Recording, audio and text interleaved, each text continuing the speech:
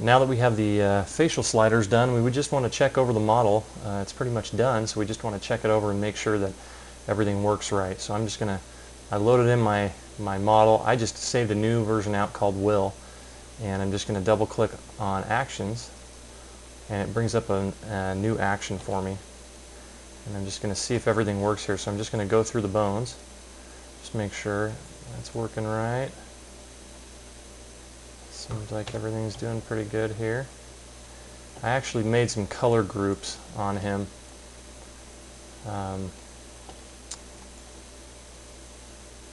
Just to make him look a little nicer, but so that foot works right, the heel works, toe, knee only rotates that way, hips work, heel, foot, toe, body, spine 1, spine 2, neck, head, shoulder, shoulder, elbow, hand,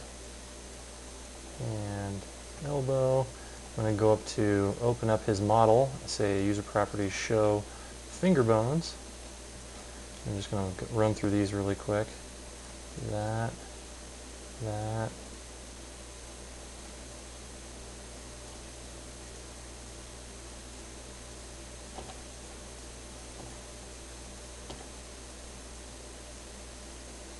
Seems like everything's working so far. Okay, go over here, do the same thing. Just check all the bones, make sure manipulators are working. Sometimes if you've forgotten to do the manipulator options, you'll notice that when you go to do this, the green one won't be showing up. You can just kind of grab them and put them wherever you want to. Another thing is make sure that you've turned translate off in your manipulator properties for these bones so you don't grab the end of it and move it. That works and that works. And the thumb. Looks like it all works, so I think we're good to go. Right click, clear, puts him back to his normal, and I'm going to turn finger bones off. Then let's check his face real quick. So I'm going to right click and go to pose sliders. Facial poses, I'm going to go to phonemes. Ah, E, O, U. That's O, and this is U.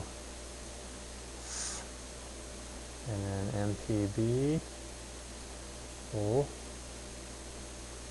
KST, TH, and then just opening his mouth.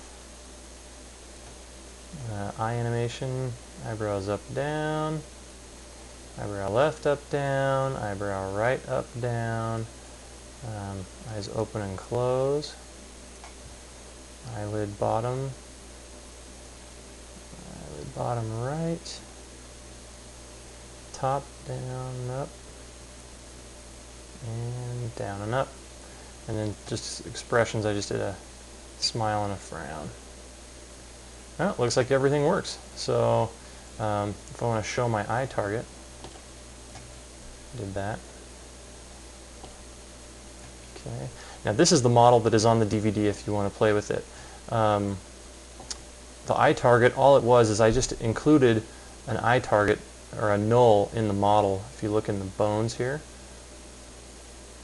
the bones folder, there's just a null, and all I did was I just right clicked on Will, I said new null, and then I just stuck it in the model right in here. So if I go into bones mode, you can see it.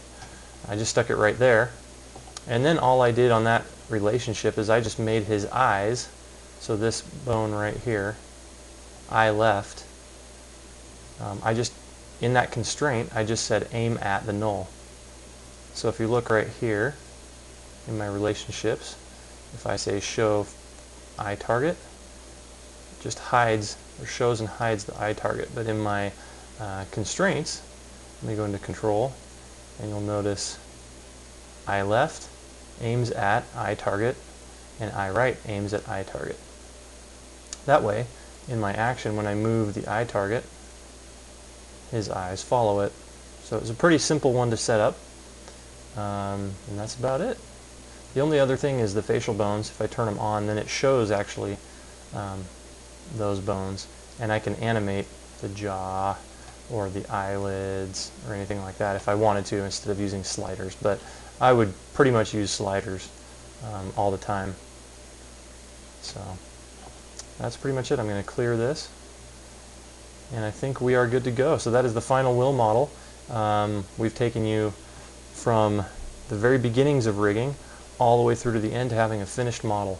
Now, really quickly, the way I did the color groupings on him was just in the model. Let me close my pose sliders here. In the model, all I did was just selected the vertices that I want to make a certain color. So say I want to make these a certain color. It will automatically create a group called Untitled. Just click it like you would rename it. Just right click on it, say rename, and then say band. And then under band, you can turn the surface to, you can turn the diffuse color to whatever you want. You can give it an ambience, so it's white ambience, and the ambience intensity is, say, 50%. You can, give it specular color. Let's say it's a bright blue. Specular size 50%.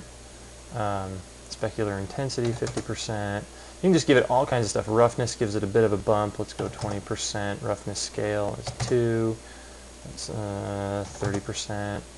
No transparency, density, I don't worry about that. Reflectivity, not really. There's all kinds of stuff that you can do in here.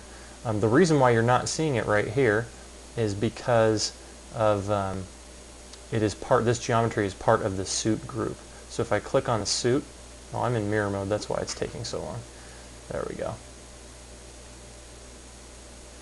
So if I go to the suit group, you'll notice it's part of that. Now if I go to the suit group, and while it's highlighted, I hold down Control and then highlight those, you'll notice how it went into that other one that I just created, the band.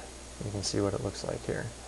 So I'm getting that kind of bluish highlight on it. Let's say I turn the ambience down to 0. Now you can kind of see it with the specular intensity. Let's turn up the specular. Now let's make it white instead. And then the intensity. There, now you can see it a little bit better. If I hit Q, and you'll notice my cursor turn into a render, I can right click and drag and then let go, and it will render just on the screen, and that's what it would look like in a render. You can hit Shift Q and right click and drag, and it will do a progressive render, so it's not anti-aliased or anything, but it still gives you a good idea of what it looks like. So, but this model looks like it is good to go. So have fun with it, do whatever you'd like with it, use it however you'd like, and hopefully we'll see some animations with it. Thanks a lot.